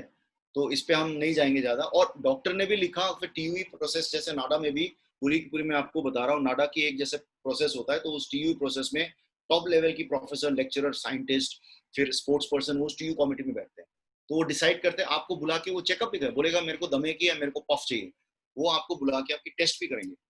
तो एम्स में या कहीं पे जो कमेटी में, या lady Hardinge medical college, Maulana Azad medical college में जाके वो कमेटी आपको टेस्ट करेंगे, फिर वो देखेंगे जो 10 दवा है हमारे पास, आप जो खा रहे हो वो बैंड है, लेकिन ये 3 दवा है जो बैंड नहीं है, इसको आप खा सकते हैं, तो वो उसको भी शिफ्ट कर सकते हैं आपकी मेडिसिन, ठीक है। या ये जरूरी नहीं है कि आपकी टीयू एक्सेप्ट हो। तो इन चीजों का ध्यान रखना कि अगर आप दवा खा रहे हो, चाहे आप 10 साल से खा रहे हो, 20 साल से खा रहे हो। आप लोगों ने मारिया शरापोवा का केस सुना होगा, जो मैंने फर्स्ट स्लाइड में भी डाला था, मिल्ड्रोनेट। वो रशिया में नॉर्मली खाते हैं, 10 साल से वो खा रही है, तो उनको सितंबर में लिस्ट आ गया, किसी ने पढ़ा नहीं, मैं तो 10 साल से खा रहा हूँ, इसकी टीवी भी नहीं चाहिए। ऑस्ट्रेलियन ओपन में गए, खेले, कितने बड़े खिलाड़ी है मारिया शरापोवा, उसको लग गई सजा 2-3 साल के लिए, क्योंकि उसकी शरीर में पाया गया और वो खा रही थी इतने दिन से। सिर्फ उसने ये कि उस रूल बुक को नहीं पढ़ा कि अगले साल से ये अलाउड नहीं है, तो इन चीज का ध्यान रखा। उसके पास उसके लिए टीवी नहीं है, शायद वो टीवी अप्लाई करते तो शायद मिल जाता उसको, ठीक है। अब बात करते हैं टेस्टिंग का। आपको पता है सीधा, एक इन कंपटीशन होता है, एक आउट ऑफ कंपटीशन होता है। इन कंपटीशन का मतलब कंपटीशन के दौरान में अगर आप टीम गेम में तो कोई भी करके 2 या 3 प्लेयर एक टीम से उठाते हैं, और आजकल इंडिविजुअल स्पोर्ट है तो जरूरी नहीं है कि पहले होता है तो मेडलिस्ट को उठाते हैं। अभी वो 1-2 gold silver bronze 5th 6th 7th position. आपको मैं सिंपल बता दूं, पिछले आईबा वर्ल्ड चैंपियनशिप में मैंने ही किया था उसका। हम लोगों ने क्या किया, मतलब मेरे तरफ से नहीं, आईबा की तरफ से था कि मैच हार गए उनके उस दिन टेस्ट करते गए। मतलब कंपटीशन 1 हफ्ते का है ना, 10 दिन का, जो जो हारते गए उनका टेस्ट करते गए, जो जो हारते गए, लास्ट में फिर फाइनलिस्ट को दो। उस हिसाब से पूरी टूर्नामेंट में हर एक खिलाड़ी टेस्ट हो गया, डेली टेस्ट कर रहे थे। आई hope you got my point. तो ये मत समझना कि कुछ लोग बोलते हैं कि, आपने सुना होगा कि कुछ लोग जानबूझकर मैच हार जाते हैं कि नहीं पता चला टेस्ट। अभी हारने जीतने का कोई मतलब नहीं है, आप सबसे पहले डोप फ्री रहिए, और अगर आप साफ हैं तो आपको किसी से डरने की जरूरत नहीं। और हमेशा कोई भी टेस्ट हो, चाहे in competition and out of competition का है, आउट ऑफ कंपटीशन आपके घर में, आपके सेंटर में, आपके उसमें, आपको मैं बता रहा हूँ, बंदे ने 1 घंटे का टाइम पीरियड दिया। हम लोगों ने ऐसे ऐसे केसेस किया है, तो उस बंदे की शादी हो रही थी उस दिन, उसी समय दिया, उसने अपडेट नहीं किया। शादी हो रही थी बेटा, मंडप में से बीच में फेरा लेने के बाद उसको आया सुसु, ने सैंपल ले ली भाई, और उसने बोला, उसने इतना बोला कि सर खाना खाते हुए जाना मेरी शादी का। तो अगर आप शादी कर रहे हो, तो अगर आपने 1 घंटे का स्लॉट दिया तो आप अपडेट करो भाई, इतने मेरी शादी हो रही, तो ऑब्वियसली जो भी पड़ेगा उसको इतना कहेगा शादी वाला दिन तो उसको छोड़ दो। लेकिन ऐसे कुछ नहीं है, शादी हो कुछ हो, अनलेस की लाइफ एंड देयर आप हॉस्पिटल में एडमिट हो और जिंदगी से जूझ रहे हैं आप, तो ऐसे कुछ नहीं है। मैं आपको कई उसमें बता रहा हूँ कि कोई प्लेयर के ऐसे हुआ कि वर्ल्ड चैंपियन की बात कर रहा हूँ मैं, उनको रूल पता है, उनको निकलना था, उन्होंने अपडेट किया था, उन्होंने अपडेट किया था, उनको लगा हो जाएगा। तो डोपिंग कंट्रोल ऑफिसर आया 6 बजे, पर अचानक से उनकी प्रोग्राम रातों रात आया जी, आज प्रधानमंत्री ने बुलाया, उसने बुलाया, जो भी है, उनको जाना था, फ्लाइट वाइट टिकट उन्होंने, तो उनको वहां क्या सारा प्रोसेस किया, नोटिफाई किया, और क्योंकि बहुत बड़ा प्लेयर है तो वहां बात करके बहुत सैंपल एयरपोर्ट में लिया, फ्लाइट में चढ़ते चढ़ते। हम लोगों ने ट्रेन में लिया सैंपल, कि वो खिलाड़ी ने बोला मैं ट्रेन से जा रहा हूँ, टाइम था, लेकिन वहां पहुंचे थे, बोला बेटा आपके साथ ट्रेन टिकट करके ट्रेन में चलेंगे, 12 घंटे में तो सुसु आ ही जाएगी, और ब्लड तो हम कभी भी ले सकते हैं। I hope you got my point. So no advance notice, anywhere any time, you can be tested anywhere any time, train में हो, हवाई जहाज में हो। और इंटरनेशनल फेडरेशन के पास पैसे बहुत है, जब उन्होंने आपको टेस्ट करना है ना, इसमें पैसे बहुत लगते हैं। एक प्लेयर का टेस्टिंग में कम से कम 1 लाख रुपया खर्च होता है, वो खर्च करते हैं, उनको पकड़ना है तो पकड़ना है। तो इसलिए ध्यान रखना। कई खिलाड़ी ने ये भी कोशिश की कि हम ट्रेन में हैं, हम उसमें ना, ट्रेन का टिकट हम भी करा लेंगे, टेस्ट करना है तो हम, मतलब जो भी डोपिंग कंट्रोल ऑफिसर। तो यहाँ ना चोर पुलिस का काम चलता है, अगर कोई गलत करता है तो वो पकड़ने की वो कोशिश करते हैं, आप एक कदम वो भी फिर पकड़ते हैं, वैसे ही होता है। समझ गया, आप BMW खरीदोगे भागने के लिए, वाडा नाडा जो है एक फेरारी खरीद के पकड़ेंगे आपको। तो in competition, out of competition, no advance notice, any time anywhere any place, तो ये ध्यान रखिएगा। The types of investigation, urine. अच्छा, मैं इंटरनेशनल फेडरेशन की एक और चीज बता दूं, जैसे टेनिस फेडरेशन वगैरह है। मान लो आपको पता चल गया, कई बार हमने देखा है इंडिया में होता है बहुत, गलत भी नहीं किया लेकिन वो डर है कि पता नहीं क्या है, तो कंपटीशन शुरू हो रहा है, आपने रजिस्टर कर लिया रजिस्टर्ड कंपटीशन में, जैसे आपको विड्रॉ करने के लिए एक मेडिकल सर्टिफिकेट चाहिए, पता है आपको, अगर आपने सर्टिफिकेट है आपको बैन लगेगी। मेडिकल की भी बात कर रहा हूँ, मेडिकल सर्टिफिकेट चाहिए। उसके बाद अनलेस कि आप मर रहे हो, मतलब कि हॉस्पिटल में एडमिट है, ड्रिप चल रही है, वो चल रही है, अगर आप वहां विड्रॉ कर रहे, छोटी मोटी सर्दी खांसी जुकाम पेट दर्द लूज मोशन, ये भी उसी वजह से विड्रॉ करते हैं आदमी, आपको डोपिंग टेस्ट दे के फिर जाना अलाउड है, ये ध्यान रखना। अगर नहीं दोगे तो यू विल बी सैंक्शन, ये भी उसमें आता है। ये बहुत लोगों को ये रूल नहीं पता, क्योंकि हम लोग टेस्ट करते हैं इंटरनेशनल स्पोर्ट्स पे, तो हम आपको बता रहे हैं, तो ये भी ध्यान रखना। तो इसलिए सबसे इजी है कि आप अपना साफ सुथरा रहिए, और जो भी दवा खा रहे हैं, जो भी सप्लीमेंट्स खा रहे हैं, जो भी कुछ खा रहे हैं, आप हमेशा अपना कोच, अपना स्पोर्ट्स फिजियो, अपना डॉक्टर को जरूर कंसल्ट करें। अब आपको देखो टाइप्स ऑफ इन्वेस्टिगेशन मैंने पहले ही बता दिया था आपको, यूरिन, ब्लड, और ये चीजें आपको याद करने की कोई जरूरत नहीं है, खिलाड़ी के लेवल पे कोई याद करने की जरूरत नहीं है, ठीक है। ये भी मैं ज्यादा डिटेल पे नहीं जाऊंगा, बट हमेशा याद रखना, there is something called a strict liability which says the athlete is ultimately responsible for what goes into or her body. Okay, पर ये सब क्यों इंपॉर्टेंट है? स्टार्टिंग में मैडम ने बता दिया क्यों इंपॉर्टेंट, हम क्यों इतना बात कर रहे हैं? What's the big deal? खा लिया तो खा लिया, इसमें क्या है? बहुत कुछ है। क्यों? 4 साल का ban for first doping offence and lifetime ban for second doping offence. अगर आप बहुत बड़ा खिलाड़ी है, ओलंपिक से मेडल भी आया होगा आपको, और आपकी लाइफ टाइम बैन हो गई है या 4 साल का बैन हो गया, जैसे वो एसोसिएशन वगैरह जो है एडीआरबी में बताया, आप कोच भी नहीं बन सकते, आप उस स्पोर्ट पे जा ही नहीं सकते, आपको स्टेडियम में एंट्री नहीं मिलेगी। समझ गया? So 4 year ban for first doping offence, इसीलिए it's a big deal, and lifetime ban for second doping offence. आप सिंपल बात कर लो, नर्सिंग का केस देख लो, उसके बारे में बात करता है, क्योंकि इतने सारे लीगल उस पे हुआ। अब हम अभी भी हम कहते हैं कि भगवान जानता है, नर्सिंग जानता है कि उसके उसमें खाया कि नहीं खाया, यस, लेकिन उसकी शरीर में पाया गया, सब कुछ किया, लेकिन वाडा ने वो उसकी सारे टेस्ट की साइंटिफिकली देखा, भाई इसकी शरीर में पाया गया, अब इसको बैन। आपको पता है कि ओलंपिक्स में उसका यहां तक हो गया कि नाडा ने क्लियर कर दिया था उनको, वाडा की जो कोर्ट ऑफ आर्बिट्रेशन में केस चला ओलंपिक्स में, रियो में, नर्सिंग मेरे साथ बात कर रहा था कि कल से है उसका वेन, रात को 12 बजे इन्होंने डिसीजन दे दी, नहीं आप सजा के 4 साल की बैन दे, और आजकल बैन देते हैं ओलंपिक तो ओलंपिक साइकिल। तो आप देखिए उसका वो ओलंपिक तो गया 2016, जिसके लिए इतनी मेहनत की, इतनी मुशक्कत, यहाँ तो लीगल बैटल तक हुआ कि ट्रायल करो ना करो। अब उसके बाद क्या हुआ? ये ओलंपिक्स भी गए। तो आपका सोचो 4 साल आप पीछे चले गए, एक वेट कैटेगरी में, एक स्पोर्ट में, पीछे लाइन में कितने लोग लगे हैं? बहुत लोग तो ऐसा है कि एक बार पैर रख लो, उसको मौका मिल गया तो हो सकता है वो आपसे अच्छा परफॉर्म करे, और दोबारा आपको नंबर कब लगेगी नहीं लगेगी। मतलब मैं नॉर्मल सर्कमस्टांसेस में भी बोलता हूँ, टीम से बाहर हो गया तो कई बार बहुत अच्छा खिलाड़ी भी कई बार टीम से बाहर निकल गया, चाहे इंजरी की वजह से, उसकी वजह से, तो इसीलिए प्रेशर बहुत होता है। मैं कहता हूँ वहां तक पहुंचना इतना डिफिकल्ट नहीं है, वहां रहना बहुत मुश्किल होता है। तो आगे से इतना आप ध्यान रखिएगा कि और एक आदमी की 4 साल भी बैन हो गया या 2 साल भी बैन हो गया, स्पोर्ट से बाहर हो, तो आपको वापसी करना बहुत बहुत बहुत बहुत मुश्किल है। तो हमेशा कहते हैं कोई भी चीज के लिए प्रिवेंशन है, prevention is better than cure, ठीक है। अब सैंक्शन अलग अलग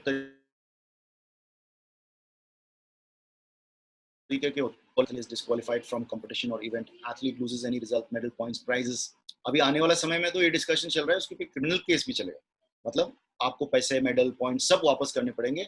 इनएलिजिबिलिटी हो गए, है ना, मतलब जो उसमें जो सैंक्शन में होता है, कुछ समय तक प्रोविजनल सस्पेंशन होती है, athlete is suspended until a final decision has been made at hearing. तो प्रोविजनल सस्पेंशन हुआ था नरसिंह को, लेकिन उसको क्योंकि क्वालिफाई किया था, उसको भेज दिया था रियो के लिए। एग्जांपल देखो इंडिया में ही हमारे पास, बाहर और बड़े कंट्रीज की लेने की जरूरत नहीं।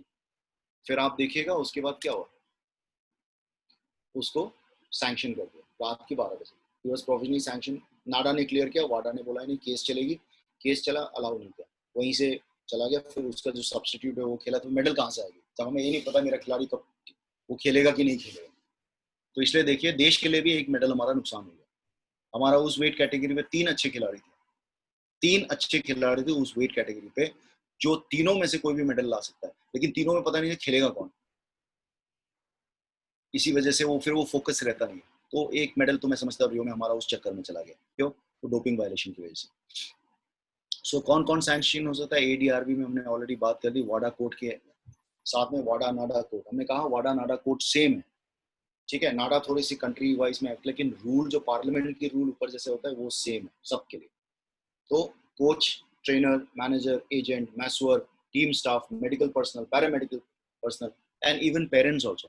पता चला माँ बाप ने जबरदस्ती खिला दिया तो उसको भी सैंक्शन होगा। अब पेरेंट्स को क्या सैंक्शन, उन्होंने तो खेलना है, बट पेरेंट्स को आपके साथ स्टेडियम में जाने नहीं देंगे, और हो सकता है आप अगर नेशनल कैंप में हो तो आपके पेरेंट्स ने कुछ ऐसे ट्रैफिक किया तो आपको घर जाने नहीं दिया जाएगा। अगर आप घर अपने पेरेंट्स से मिले तो आपका फिर वो प्रोहिबिटेड एसोसिएशन से आप बैन हो। तो आप देखो, अब माँ बाप से भी दूर रहो। तो हर सबको कवर कर लिया। पहले होता था सिर्फ खिलाड़ी अकेला होता था, तो लोग बोलते थे, खिलाड़ी बोलते थे नहीं मेरे कोच ने खिलाया मुझे, उसने खिलाया। तो अब अगर कोच ने खिलाया और साबित हो गए कोच। एक्सक्यूज मी, ये दरवाजा बंद कर दीजिए please. Excuse me, excuse me, close the door please.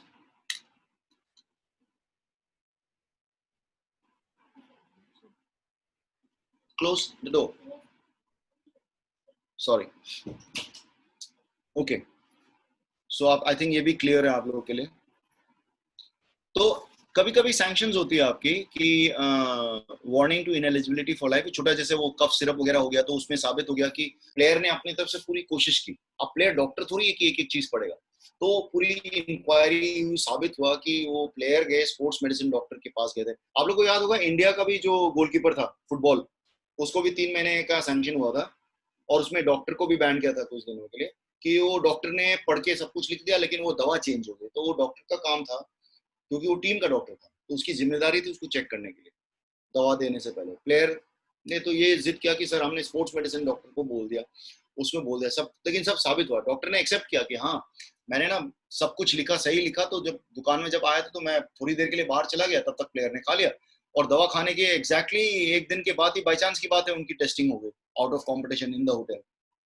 तो आपको याद होगा इंडिया का नंबर 1 गोलकीपर था फुटबॉलर, उनको भी सजा ऐसी थी, बट उसने साबित कर दी थी कि उसकी गलती नहीं थी, क्योंकि इतनी डॉक्टरी तो आता नहीं उसको। लेकिन उसने जो अपना उसका काम था कि भाई डॉक्टर, स्पोर्ट्स मेडिसिन डॉक्टर से करो, अपना कोच को बताओ, सबको बता के वेरीफाई करके तब उसने दवा खाई। तो फिर डॉक्टर ने भी एक्सेप्ट किया, तो डॉक्टर की थोड़ी लंबी सजा हुई है प्लेयर को। उसी तरीके से इरफान पठान के साथ भी ये हुआ था, तो साबित हुई थी, तो उसमें सजा थोड़ी सी कम हो जाती क्योंकि आपने अपने तरफ से पूरी कोशिश की। ठीक है, तो वो होता है। बाकी वायलेशन आपसे कहा कि 4 साल से लेके आपकी किस तरीके से आपने गलती की उसकी वजह से है, और आप साबित कर सकते हो कि आपकी एक्चुअली डायरेक्टली गलती नहीं है।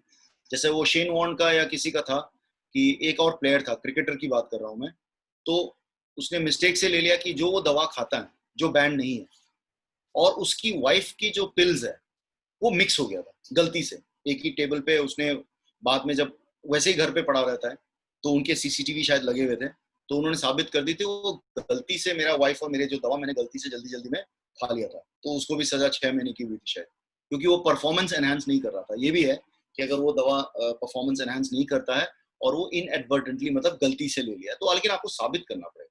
अब वो बड़ा प्लेयर है, उसके पास सीसीटीवी घर पे लगी हुई थी, आपके पास है घर पे सीसीटीवी, और ये आप हर चीज का वीडियो रिकॉर्ड, हर चीज का वो थोड़ी कर पाओगे आप सजा। वो था गोलकीपर इंडिया का, तो इसलिए डॉक्टर ने भी बोल दिया हाँ जी मेरे से गलती हुई है। आपके लिए कौन मानेगा गलती? तो ये भी ध्यान रखना। तो बहुत केयरफुल होके कोई भी चीज, कोई भी दवा खाते हैं बहुत ध्यान से लीजिएगा। अब बात होती है सप्लीमेंट की। आप लोग का सवाल ये होगा कि भाई ये न्यूट्रिशनल सप्लीमेंट ये वो सब खाना है, तो बट उससे पहले लोग बोलते हैं, आजकल जैसे कोविड का टाइम बोलता है आयुर्वेदिक खाना है, हर्बल खाना है। बाबा रामदेव जी भी बोल रहा है कि मैं तो बना लिया है कोविड का अगेंस्ट। कल परसों वो मंत्री जी भी, आपको पता है, कोविड पॉजिटिव हो गया। वो बड़ा एडवर्टाइजमेंट दे रहा था कि वो पापड़ खाने, ये वाला पापड़ खाने से आपको कोविड नहीं होगा। अफवाहें। ठीक, अब उन्हीं को कोविड हो गए, बताओ। तो पापड़ तो खाया होगा उन्होंने पक्का। तो इसीलिए ये कोविड के बारे में हम बात कर रहे हैं, इस पे भी लिंक कर रहे हैं। ये ध्यान रखना कि आजकल कोविड को लेके बहुत ज्यादा आयुर्वेदिक, हर्बल, नेचुरल बोल के ना आपको खिलाएंगे सप्लीमेंट लोग, कोविड ना हो। ध्यान रखना, कोविड के लिए हम बताएंगे आपको, लेकिन आप लोग खासतौर से आयुर्वेदिक और हर्बल सप्लीमेंट्स बिल्कुल ही ना खाएं, क्योंकि उसमें आपकी ना कोई रिसर्च नहीं हुई है। कल को केस भी होता है तो आप प्रूफ नहीं कर पाओगे, क्योंकि आपके शरीर में पाया गया सजा आपको ही होगा। हमारा जो, मैं आयुर्वेदिक और हर्बल सप्लीमेंट्स जो स्पोर्ट्स प्रोफेशनली नहीं खेलता उसके लिए ठीक है, खाइए, कोई दिक्कत नहीं। आयुर्वेदिक, यूनानी बिल्कुल अच्छा है। इन लोग का क्या है कि अभी जब तक आयुर्वेदिक और हर्बल सप्लीमेंट्स एग्जैक्टली आपको रिसर्च करके नहीं देगा कि मेरे इस पदार्थ में ये चीज है, शरीर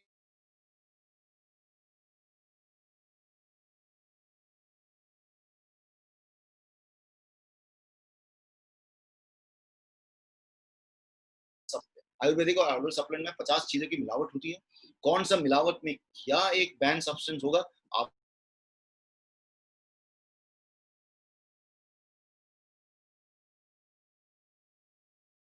खाओगे तो आप, तो ये चीज का बिल्कुल ध्यान लीजिएगा। खासतौर से कोविड के टाइम में लोग सब क्लेम करते हैं कि ये खाओ वो खाओ, है ना, तो इस चीज का बिल्कुल ध्यान दीजिएगा, ठीक है। तो रीजन टू यूज लोग लेते हैं इंजरी ट्रीटमेंट हर्बल ऑर्गेनिक आजकल कोविड लेके, बट ये है कि वो वाडा की प्रोहिबिटेड लिस्ट में डिक्लेयर्ड नहीं है, तो आप बता नहीं सकते। जैसे आपको पता है, जैसे आपने कफ सिरप लिया तो ट्रामेडोल लिया, उसकी रिसर्च में आता है इतना ट्रामेडोल खाने से इतना पेन कम होता है, ये कम से कम 50,000 उसमें लिखित में किताबों में है कि करता है, इनका इसमें नहीं है, तो रिसर्च बेस्ड नहीं है, तो इस चीज का ध्यान रखिएगा। अदरवाइज नॉर्मल आदमी के लिए मैं कह रहा हूँ भाई नेचुरल पदार्थ है, आप खा सकते हो। खिलाड़ी के लिए रिस्क, क्योंकि डोपिंग की वजह से। बाकी वो लोग बोलते हैं कि परफॉर्मेंस बूस्टर है, वो शिलाजीत खा लो, ये खा लो। अगर आप लोग को याद होगा कि हमारे पूरी, तो कैसे पता चला वो जो वो खा रहे थे जिनसेंग, तो जिनसेंग सेम ब्रांड था, सेम ब्रांड खा रहे थे। मैं आपको बता रहा हूँ केस, सिंपल से एग्जांपल, उसमें से एक लड़की का नहीं आया क्योंकि उसने पुराना वाला जिनसेंग उसका खत्म नहीं हुआ क्योंकि छुट्टी पे गई थी, तो उनको जैसे आपको कैंप में भी मिलता है ना सप्लीमेंट, नया वाला कोच नहीं खरीदा, सब कुछ किया, इसलिए इनको सजा भी शायद थोड़ी कम हुई है। बट आप देखिए बैंड तो हो गया ना, एशियन गेम्स तो मिस हो गया ना, एक गोल्ड मेडल तो मिस हो गया ना आपके करियर से, तो उनका, और उसमें कॉमनवेल्थ भी था शायद, तो दोनों मेडल मिस हो गया, पीछे की मेडल वापस करनी पड़ी, और इज्जत शौहरत अलग, बदनामी अलग। डोपिंग में पॉजिटिव आया तो कोई अच्छी न्यूज थोड़ी है। अब उसमें से तीनों लड़की वही खाया, उन्होंने कोई गलत नहीं किया जो सप्लीमेंट, क्योंकि वो जिनसेंग था, वही जिनसेंग उसने दूसरी सिटी से खरीदा चाइनीज का, तो उसका कोई गारंटी नहीं, श्योरिटी नहीं है। जब टेस्टिंग किया तो पता चला उस जिनसेंग में ये वाला स्टेरॉइड निकला गया, और जो लड़की कैंप में नहीं थी वो पुराना वाला जिनसेंग, क्योंकि नहीं खाया, क्योंकि ट्रेनिंग इतनी हैवी नहीं थी, तो सप्लीमेंट नहीं खाया, तो उसको नया वाला मिला नहीं था, नया वाला लॉट सेम जिनसेंग, तो उसकी नेगेटिव आई, उसकी भी टेस्ट हुई थी लेकिन उसकी नेगेटिव आई, तो उससे पता चला कि ये जिनसेंग से हुआ है। तो जिनसेंग को टेस्ट किया क्या, लेकिन उनको सजा हो गई, एशियन गेम्स मिस हो गए, मेडल मिस हो गया इंडिया को। तो ये चीज आप देखिएगा, सजा कम हुई है, 4 साल नहीं हुई है, बट स्टिल, तो इसका ध्यान रखिएगा आप लोग, ठीक है। एंड जैसे हमने कहा, high chances of in unintentional doping, so say no to Ayurvedic herbal products, if you take it's your own risk. अब एक और ऐप है मार्केट में, उसको बोलते हैं global DRO, DRO, global drug reference online. आप टाइप करोगे ग्लोबल ड्रो, उसके बाद आप क्या करना है, जब भी आपको दवा का वो पूछेंगे ना, आप, हम लोग इंडिया में दो ही चीजें फॉलो करते हैं, एक यूके वाला मतलब ब्रिटिश सिस्टम, और दूसरा अमेरिकन सिस्टम, दो ही हम, बाकी यूरोप यूरोप तो कंट्री पूछते, तो इंडिया अभी उस पर रजिस्टर्ड नहीं है, तो आप यूके या यूएस का वो ड्रग कब करते हैं, क्योंकि वो दवा हम दोनों उसी के यूज करते हैं, यूएसए और उसका रशिया वशिया के नहीं यूज करते। तो आप उसमें ड्रग रेफरेंस उसमें डालोगे तो उसमें लगभग आपको बता देगा कि ये सब्सटेंस उसमें बैंड है कि नहीं वादा का, ठीक है। तो ये आपके लिए भी हेल्प हो जाएगा। मान लो आपके पास डॉक्टर नहीं है, फिजियो नहीं है, और जल्दी जल्दी चेक करना है, तो उस दवा का नाम, उनके सॉल्ट है, आप उस पर एंटर कीजिए, वो आपको बता देगा ड्रग के बारे में कि हम ले सकते हैं कि नहीं ले सकते, ठीक है। बाकी रिजल्ट मैनेजमेंट में छोड़ देता हूँ। सो अभी डोपिंग के बारे में आई थिंक वेरी क्लियर है। मैं आपको लिस्ट, टेस्टिंग कैसे होती है आपको बताया, टेस्टिंग यूरिन और ब्लड होता है, उसमें आपको नोटिफाई करेंगे, और खिलाड़ी का उसमें इतना है कि उसको हक है, उसको हक है कि, उसको इतना हक है कि जब टेस्टिंग करे, मान लो मेरे को कूल डाउन करना है, मुझे प्रेजेंटेशन सेरेमनी में जाना है, मेरा मेडल अवार्ड है, वो स्टेडियम छोड़ के नहीं जा सकता है, डीसीओ आपको एक, उसको हम बोलते हैं शैपरोन, वो आपके साथ रहेगा सेफ डिस्टेंस पे। तो आपको कुछ इंटरनेशनल फेडरेशन आपको नहाना भी अलाउ करते हैं, बहुत सारे फेडरेशन नहाना भी अलाउ नहीं करते। तो आपको within 30 minutes to an hour आपको रिपोर्ट करना है डीसीओ को। मान लो आपको कुछ और खाना खाना है, कुछ करना है, तो पहले आप डोपिंग कंट्रोल स्टेशन में रिपोर्ट कीजिए कि सर मेरे नोटिफाई हो गया, मेरे को अभी सिर्फ टॉयलेट नहीं जा सकते आप, बाकी मेरे को फ्रेश होना है, मेरे को कूल डाउन होना है, क्योंकि भाई मैच के बाद मेरे को कूल डाउन होना है, मेरे को कूल डाउन होना है, मुझे खाना खाना है, मेरा प्रेस कॉन्फ्रेंस है, मेरा ये है, मेरे घर वाले आए मिलने के लिए, मतलब तो अलाउड नहीं है वैसे, बट मेरा टीम मीटिंग है, मेरा प्रेजेंटेशन सेरेमनी है, मेरा प्रेस कॉन्फ्रेंस है, मेरा कूल डाउन है, मेरे को ट्रीटमेंट के लिए जाना है, या मेरे को फिजियोथेरेपी के लिए जाना है, तो वो डीसीओ से परमिशन लेके आप जा सकते हैं। सबसे मेरी तो राय है कि जैसे नोटिफाई होती जाके आप रिपोर्ट कर लीजिए, वो आपको परमिशन देंगे, आप जाके आराम से। और अगर आपको लगता है कि 10 मिनट में मेरा होना है, पहले रूम में जाना है, हमेशा अपना आई कार्ड लेके जाइएगा, जो एक्रेडिटेशन कार्ड है, अगर उस टूर्नामेंट का बना है तो एक्रेडिटेशन कार्ड साथ में लेके जाइएगा। आपको हक है, मान लो आप फॉरेन कंट्री जाते हो, रशियन में बात करें, चाइनीज में बात करें, तो आपको अकेले जाने की जरूरत नहीं है उनके chaperone के साथ। आप अपना डॉक्टर, अपना फिजियो, और आपको एक राइट है एक इंटरप्रेटर लेने का। इंटरप्रेटर, मान लो चाइनीज है, आपको वो पूछेगा आपसे सवाल, तो वो इंटरप्रेटर और एक आपके साथी, चाहे वो आपका प्लेयर हो, अगर वहां पे कोच फिजियो डॉक्टर नहीं है, आपका साथी प्लेयर जिसको थोड़ी सी अच्छी जानकारी हो, उनको साथ में लेके जाइएगा, तो आपका रिप्रेजेंटेटिव बन के जा सकते हैं। ये आपके राइट्स, ठीक है, और आपकी रिस्पॉन्सिबिलिटी है, आप मना नहीं कर सकते। आपको नोटिफाई किया, आपको टाइम नोट करना पड़ेगा, आपका सैंपल देना आपका फर्ज है। टैंपरिंग ना करे, गलत ना करे, बाकी आपको वहाँ बहुत इज्जत से ट्रीट करते हैं। जैसे हमने कहा कि डोपिंग टेस्ट जो थी कोई सजा नहीं है, ये वो चीज है कि आपको आपके ही सेफ्टी और आपके स्पोर्ट की सेफ्टी के लिए, ताकि एक लेवल प्लेइंग फील्ड, जो हमने बोला, प्ले ट्रू प्ले सेफ, ठीक है। सो आई थिंक अभी डोपिंग वाला पार्ट मैं फिनिश करता हूँ doctor Srivastava, then maybe we give them some break if you want, or if anybody has any questions. Actually, doctors, we have time limit, so we can conclude from this also. So we'll conclude on this. I think COVID पे तो already बहुत, I'll just say 2 lines. How much time do I have? Actually, time is over. We can speak for 5 minutes for Okay. COVID. So जैसे आपने देखा है कि Mary Kom and PV Sindhu के तो हर दूसरा तीसरा दिन टेस्ट होते हैं, इनके घर पे भी टेस्ट होते हैं, इनके अच्छा, ये मैं as a doping control officer नहीं है, मैं एज अ डॉक्टर उनका डॉक्टर, ठीक है। तो बट मैं इसलिए बोल रहा हूँ कि आप देखिए, MC Mary Kom, PV Sindhu है, ये लीडिंग इंडियन एग्जांपल, आजकल तो वुमेन बहुत आगे है। इनका डिसिप्लिन, नेचुरल खाना, नेचुरल डाइट, कोच से पूछ के, न्यूट्रिशनिस्ट से पूछ के, आप सप्लीमेंट 5-5, 10-10 हजार की सप्लीमेंट खाने की वजह, खरीदने की वजह, प्रोटीन पाउडर, आप 1,000-2,000, साई वाले को तो फ्री में अवेलेबल है, डॉक्टर, न्यूट्रिशनिस्ट, आप एक न्यूट्रिशनिस्ट को 1,500-2,000 रुपया दीजिए, अगर पैसे खर्च ही करना है तो। और पैसे है तो 5,000 से 1 लाख 10 लाख तक भी है न्यूट्रिशनिस्ट इंटरनेशनल के। बट अगर आप 2,000 रुपया भी खर्च करेंगे और उनके साथ डिस्कस करेंगे सारा, कितना खाते हैं, कितना ट्रेनिंग करते हैं, मेरे को प्रोटीन चाहिए, क्या देना है, कोच के साथ अगर न्यूट्रिशनिस्ट में इन्वेस्ट करोगे, सारे नेचुरल पदार्थ। कैंप के अंदर तो मेरा ख्याल से वो लोग आपको वही देते हैं जो कैंप में जो देते हैं। बाहर से कुछ भी खाना है तो आप प्लीज पूछिएगा। अब ये बड़े बड़े प्लेयर्स हैं, आप देखिए, सब इतने बार टेस्ट होते हैं इनके, आज तक नेगेटिव नहीं आया। मान लो एक भी बार पॉजिटिव आया तो सारा रेपुटेशन तो खलास हो जाएगा, ठीक है। तो इसीलिए बिल्कुल बहुत ज्यादा ध्यान दीजिएगा। और मैं once again like I said, wishing you all the best, but take the help. आपके पास वाडा की वेबसाइट में, आज जूम में अटेंड कर रहा है तो सबके स्मार्टफोन है आज की डेट में, तो गो टू वाडा website, discuss you thing, take the help of global DRO and ADRB,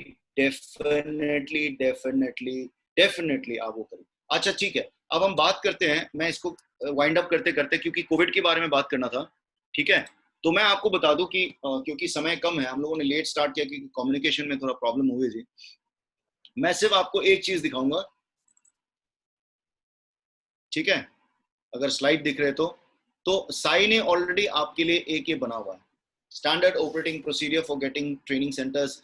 इसमें क्योंकि मैं पढ़ाने की वजह मैं सोच रहा हूं, मैं स्लाइड भी बनाया हुआ था, लेकिन मैं, ये आपके ही डॉक्यूमेंट है, तो आप देखिए, ये सारा एडमिनिस्ट्रेशन के लिए।